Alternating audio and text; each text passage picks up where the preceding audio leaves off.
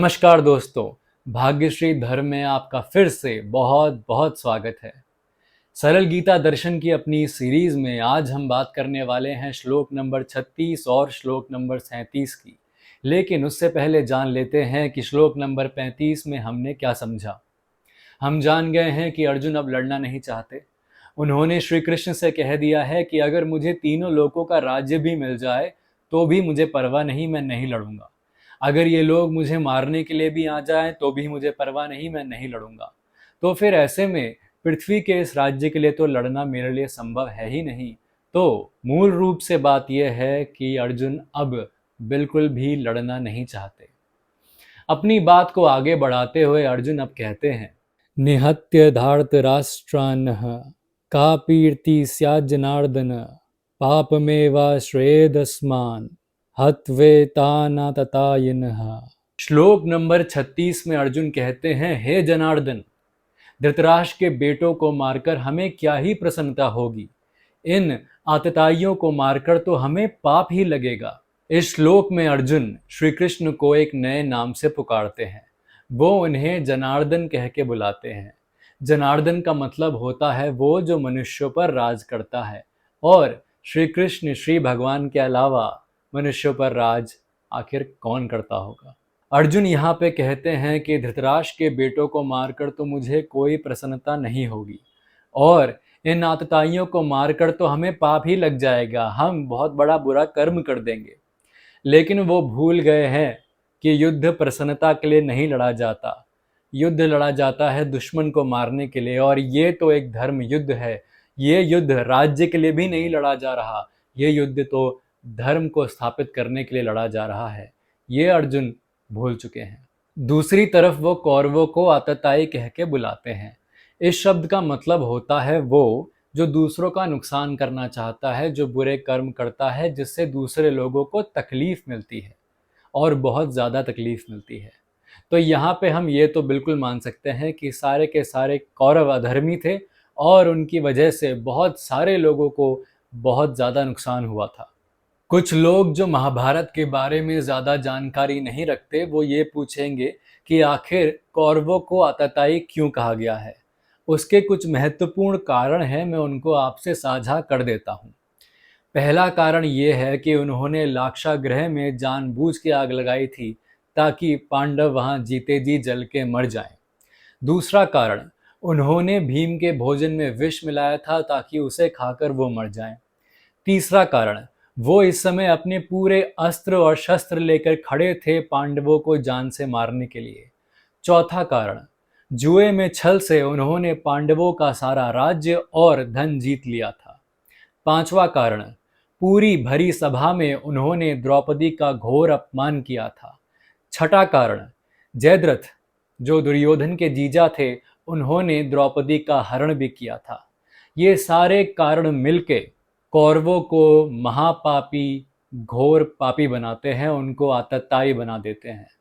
यहाँ हमें ये समझ लेना है कि इनको मारकर, घोर पापियों को मारकर कभी भी हमें पाप नहीं लगेगा। अगर हम इन पापियों को मारकर धर्म की स्थापना कर रहे हैं, इन पापियों को सत्य के लिए मार रहे हैं, तो फिर इनकी मृत्यु से हमें कभी भी कोई पाप नहीं लगेगा। इसी के साथ आगे पढ़ते हैं श्लोक नंबर 37 को।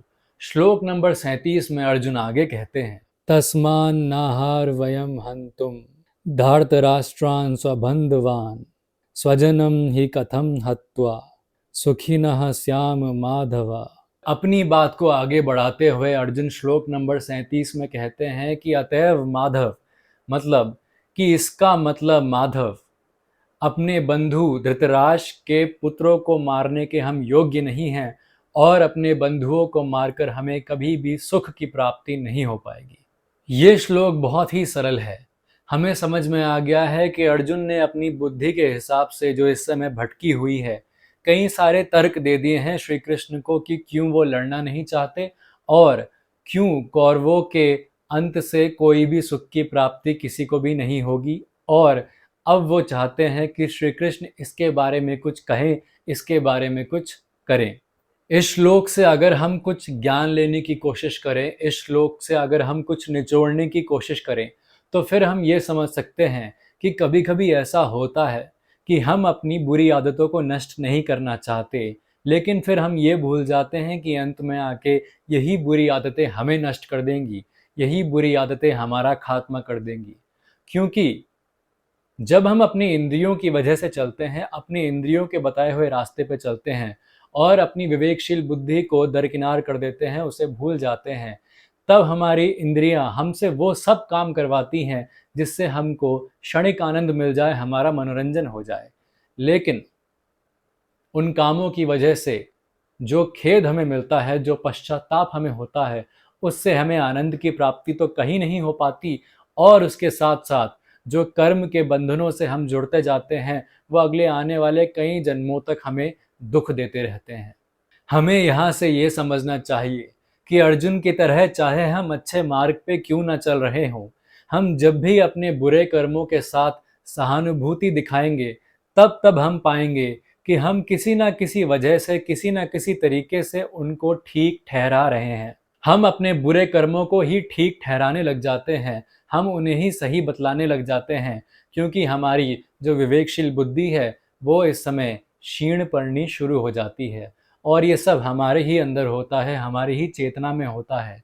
कई बार तो हम जानकर भी इस बात से अपना मन मोड़ लेते हैं, इस बात के लिए अंधे हो जाते हैं। तो दोस्तों, हमेशा की तरह निर्णय आपके हाथ में है। आपको क्या करना है? क्या आपको इंद्रियों का नौकर बन जाना है, या फिर इंद्रियों का स्वामी बन के अपनी बुद्धि के साथ सही निर्णय लेने हैं और ब्रह्म की तरफ जाना है, ध्यान की तरफ जाना है? इसी बात के साथ खत्म करते हैं श्लोक नंबर 36 और 37 को। हमने ये देख लिया है कि अर्जुन अब तर्क देने लगे हैं। वो हर तरह से ये साबित कर देना चाहते हैं कि कौरवों को मार के कोई फायदा नहीं, युद्ध क्षेत्र में लड़के कोई फायदा नहीं। अब हम उनकी बात अगले श्लोकों में जानेंगे। तब तक के लिए अपना ध्यान रखिए, अपना ख्याल रखिए, हमारे साथ अपना प्रेम साझा करते रहिए। इस चैनल को सब्सक्राइब कीजिए और भगवद गीता को अपने जीवन में बदलाव लाने दीजिए। धन्यवाद।